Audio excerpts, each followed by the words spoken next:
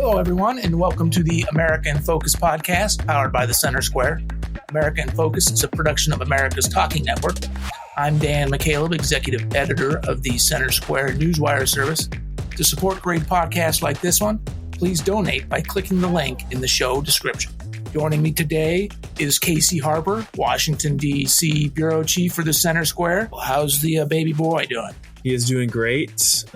He's sleeping some. And he's eating a lot, which is what they're supposed to do. Are you sleeping at all? All day. Just kidding. Sometimes I wonder. I tell you that. Oh, yeah. You think I'm joking? Oh, my gosh. Whatever. Well, let's get into it. We are recording this on Thursday, February 16th this week. You wrote a story this morning, Casey, about Dr. Anthony Fauci, who sort of led the health agencies nationally during the COVID-19 pandemic, pushed for the COVID-19 vaccines for everybody to get vaccinated, even pushed for vaccine mandates in certain industries.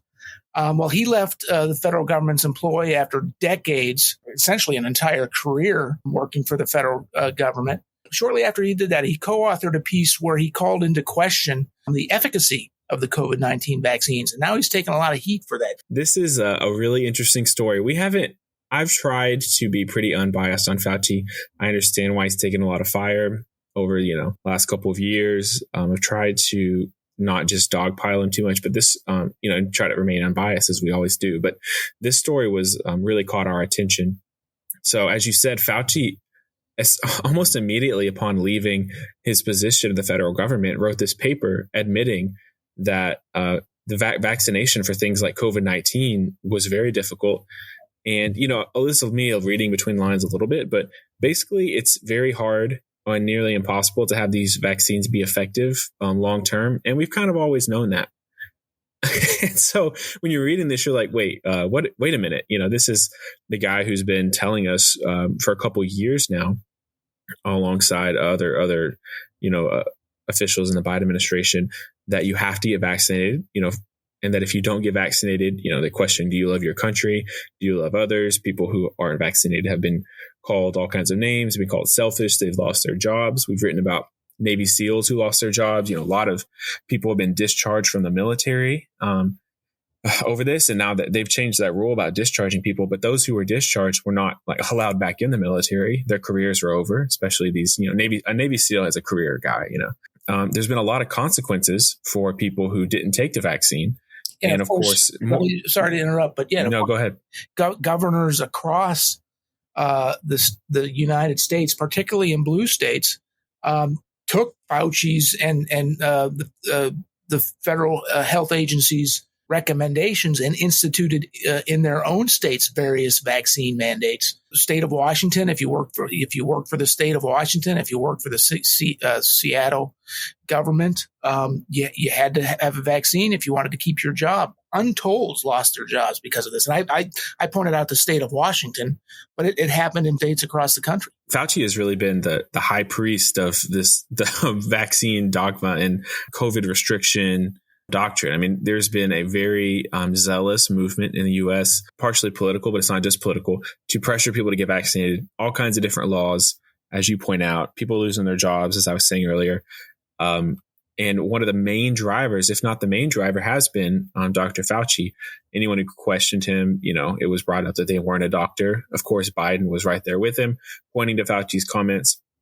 People may not have noticed this, but, I monitor a lot of media. It's a big part of what I do, Dan. I'm not actually sleeping, spending at least a couple hours on Twitter every day. I feel like just keeping up with things. And especially over the last couple of years, Fauci has done, I wish I should have looked up the total, but I wouldn't be surprised if he's in the triple digits on the number of media appearances that he did during the pandemic to tell people they have to get vaccinated.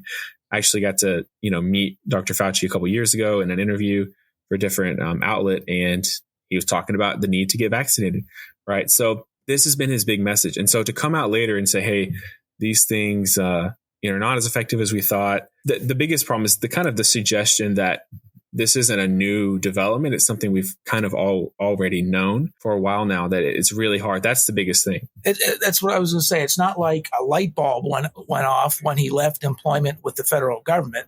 This has been known for quite a while. Yet the federal government, the Biden administration, governors across the state just kept pushing the vaccine mandates. And now all of a sudden he decides to admit that, hey, they're not all that effective after he leaves. It's not a light bulb thing. And the paper makes that clear. It's a really long, medical journal. Let me read this quote from Fauci's paper. Taking all of these factors into account, talking about the difficulty with these vaccines, it is not surprising that none of the predominantly mucosal respiratory viruses have ever been effectively controlled by vaccines. That includes like COVID and other kinds like the flu. This observation raises a question of fundamental importance. If natural mucosal respiratory virus infections do not elicit complete and long-term protective immunity against reinfection, how can we expect vaccines, especially systemically administered non-replicating vaccines, to do so? This is a major challenge for future vaccine development, and overcoming it is critical as we work to develop next-generation vaccines. Casey, what does mucosal mean? Mucosal is like affecting the nose, mouth, eyes, mucous membrane areas like that. Okay. So it's like a respiratory thing. Yeah. But, that paragraph I just read to you from Fauci's article, that's the kind of thing that could have got you flagged for misinformation on Twitter, in the llast couple of years. So to hear it coming from Fauci, who's been the face of almighty science over the last 18 months, 2 years. 3. It's a reason. Yeah, 3 is the reason why this article is getting a lot of attention on the SoonerSquare.com, and he's taking a lot of heat for saying it, and deservedly so. Just touching on that Twitter angle, you're absolutely right. People who were questioning the efficacy of the vaccine in the early days, they were banned from Twitter as being spreaders of disinformation, potentially dangerous to other people's health. This is incredible. Yeah. And I know we probably have to move on, but I think to me, the takeaway here is not a political takeaway, and it's really not an attack on Fauci. It's, hey, we can't silence debate. We can't censor people, even when it's a scientific, debate. And maybe the science seems to be favoring one side more than the other, because the science changes and, people change their opinions, more research comes out. And so we can't shut down these conversations like we did on the vaccine and like we tried to do on COVID, because over time, it's just been proven that a lot of time the people who were shut down actually were making some decent points. Since you want to move on, Casey, we'll move on. I think we could spend the entire American focused podcast on this topic, but you obviously don't want to. So a recurring topic over the past year and a half, 2 years has been inflation, of course. It looked like it was subsiding at least a little bit in recent months, but new data released this week shows that it's ignited again. What's going on? Yeah, one more thing about this Fauci story. I'm just kidding. No, you're right. This inflation is something we've been covering a lot, and I think we've been doing a good job. And thanks for saying that, Dan, offline about how good a job we've been doing. But the latest federal inflation data came out. Now, to set the stage for this a little bit, you may remember that last month, the Consumer Price Index, which of course tracks the prices of consumer goods and it's a marker for inflation overall, it actually decreased 0.1% in December, which was a big deal. It was a sign, hey, inflation actually went down. That's pretty amazing. It's much better than where it's been.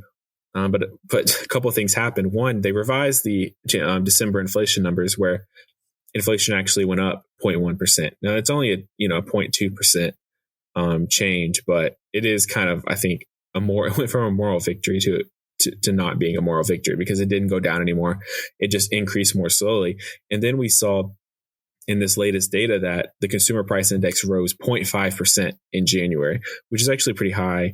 It's not as high as, we were seeing over 1% at more of the height of and when inflation was spiking, in the last 24 months or so. But 0.5% is still high. And the way you think about it is, 2 to 3% inflation is like a good goal. 2% inflation annually is what economists say is a good goal. So if you're getting 0.5% in January, if you do that, I know this math might be overwhelming, Dan, but 0.5% over 12 months would be like 6% increase, which is 3 times what economists say inflation should be. So, I think this is a story that we took a good angle on. A lot of the mainstream media just heralded this as a sign that everything is getting better. And inflation is rising less quickly than it was before, but we're still, 3 times where we should be. So I wouldn't call this a victory at all. It's higher than the previous month. So the last 12 months, inflation's risen 6.4%. I think the reason I'm also not spiking the football on this as, hey, we beat the inflation problem, as some other media outlets are doing, are for two reasons. One, gas prices are going to start going up heading into the middle of this year. I really think that's going to happen. And two, the Federal Reserve is still raising interest rates. They're expected to raise multiple times, later this year. So the Fed clearly doesn't think we're out of the woods yet. So I think it's premature to say, hey, we beat this inflation thing. I was getting ready to correct you on your math there, Casey, but you got it right. But as they say, even a blind squirrel finds a nut every once in a while.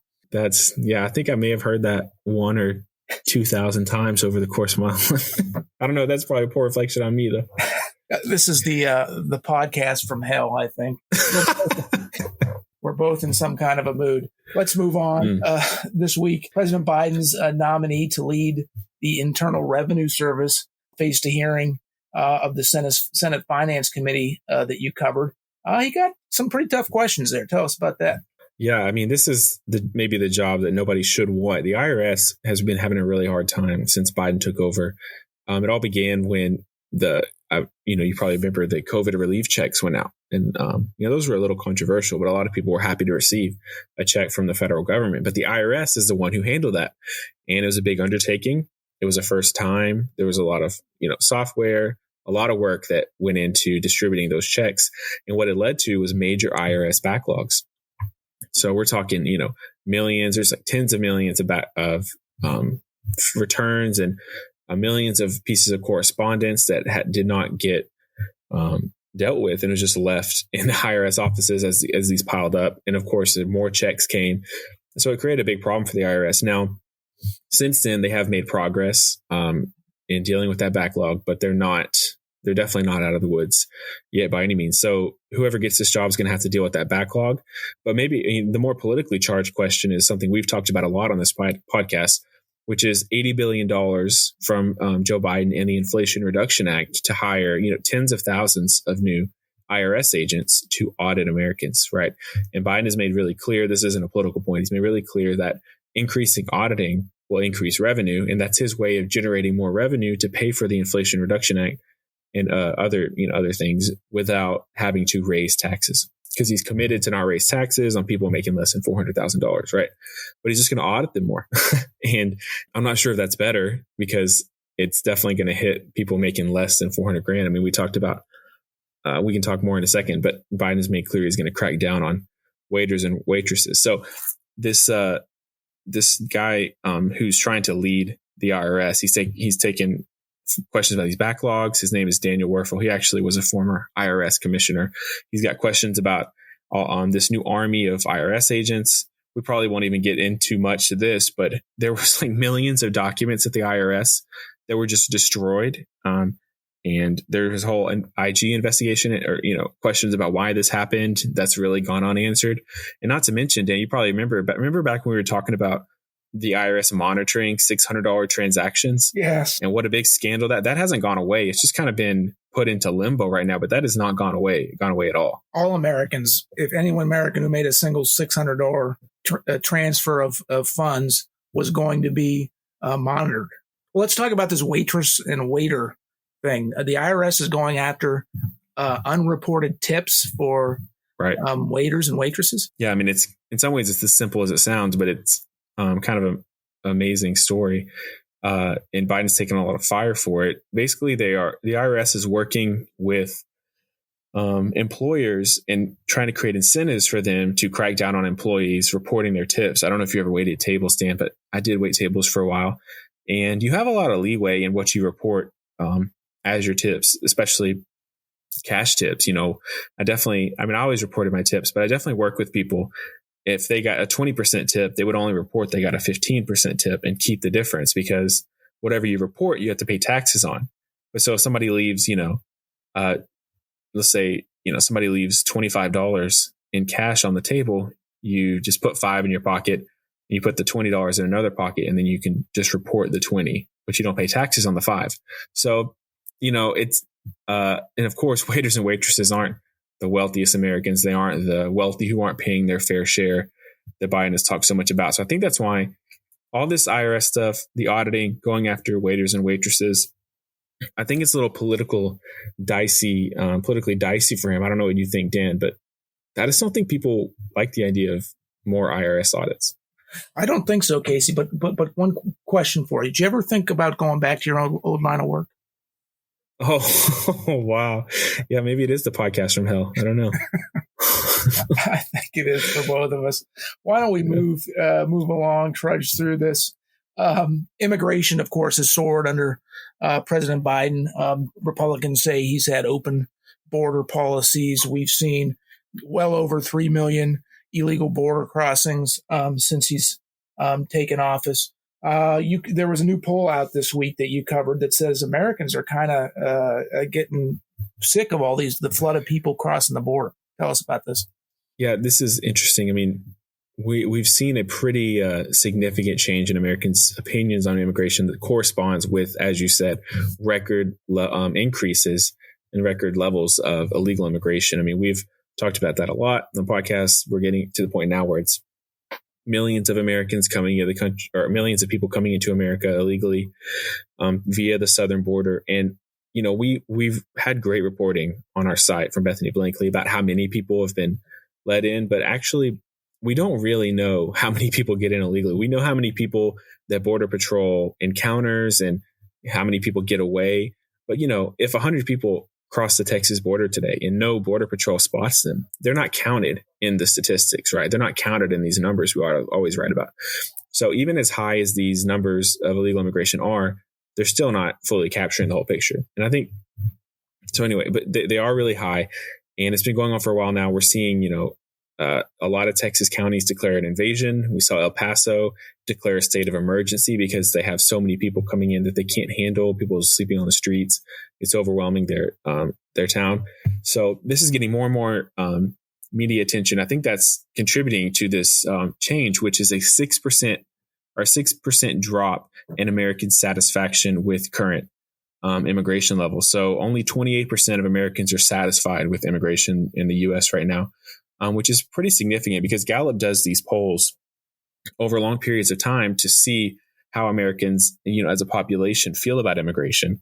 And even as you could argue that Americans' feelings on some of these issues have become more liberal politically, we've still seen this souring. And as Gallup says, it's the lowest reading in a decade. So the lowest percentage of Americans in a decade are, you know, happy with where immigration is. And, you know, you could say, oh, well, maybe they want more immigration. And just to assure you, it's not people who want more immigration. It's almost entirely people who say they want less. Yeah, you referenced our border correspondent, Bethany Blankley, who does outstanding work on the influx of illegal immigration at the southern border. She had a couple of stories this week that I'll just very briefly touch on. One, during a House hearing near the border this week, one Texas county sheriff testified how they found bodies, because it's dangerous when you're crossing the border in the spring and the summer months. It's 100 degrees. You're traveling very long distances sometimes without enough food and water. Sometimes you've got human traffickers who only want payments from these immigrants, don't care about the human life, the immigrants themselves. How they found hundreds and hundreds of bodies over the past few years in a very rural area of Texas trying to cross the border illegally. And then in a second story that she filed this week, Texas Sheriff's Department's under Operation Lone Star, which is Texas Governor Abbott's response to President Biden's border policies. They've been trying to enforce U.S. immigration law. They interdicted several human traffickers trying to get people illegally into the country. And they find stacks of people like in trunks or in beds of trucks piled on top of each other. In one case, they found a 5-year-old girl in the trunk of a car. So this is dangerous stuff, and it's a humanity crisis in addition to being an immigration crisis for the United States. Yeah, you're absolutely right. I mean, it's and a big part of that is because the cartels are so heavily involved in this. This isn't like the U.S. and Mexican government working peacefully together. I mean, it's really messy. There's coyotes, as you said. You don't know which coyotes are working for who, how trustworthy they are. The cartels are taking advantage of this big time to smuggle things into the U.S., most notoriously fentanyl, which has become a huge crisis in the U.S. So, but setting aside even the fentanyl imports, which have been a real problem, you're right. People are dying. And it's not a safe journey. So, and probably another reason for this souring is politically, there's been really no substantive improvements. Can you remember? Trump ran on doing the border wall, but he didn't really get it done in a substantive way that he had promised. So, can you remember the last time a meaningful immigration bill was passed and enacted that actually helped this problem? Yeah, no, it's been an ongoing problem that's only grown under the Biden administration. Casey, we have time, just a brief, maybe a minute for one final story. It is 2023. There is another presidential election, about a year and a half, a little over a year and a half away. We have a new candidate jumping in on the Republican side. What happened? Yeah, about a minute. It's okay. I think that might be how long this candidacy lasts. I don't know. I'm a little pessimistic on this, but there's Nikki Haley, the former South Carolina governor. She was a cabinet member for former President Donald Trump. She announced she is running for president, right? She's the first to announce. She was an ambassador to the United Nations for Trump, as I said. She put a video on Twitter talking about her campaign. She talked a lot about, racial issues, but with a little bit more of a unifying message. I think she took shots at the radical left, as she refers to it. And so it'll be interesting to see this campaign play out. I think Haley is a decent candidate. The reason I have more pessimistic on it is just because I think this is going to be the Donald Trump and Florida Governor Ron DeSantis show all the way. And so it's going to be hard to get any attention past there. But Haley could create a niche for herself where she could end up being a vice presidential candidate. We'll just have to see. Can't believe we're talking about presidential election politics I know already, but it never ends, I guess. Casey, that is all the time we have this week. Reminder to our listeners, you can find all of the Center Squares podcasts at americastalking.com. Take a look. Please subscribe. There is no cost. This has been the America in Focus podcast. For Casey Harper, I'm Dan McCaleb. We'll try to do better next week.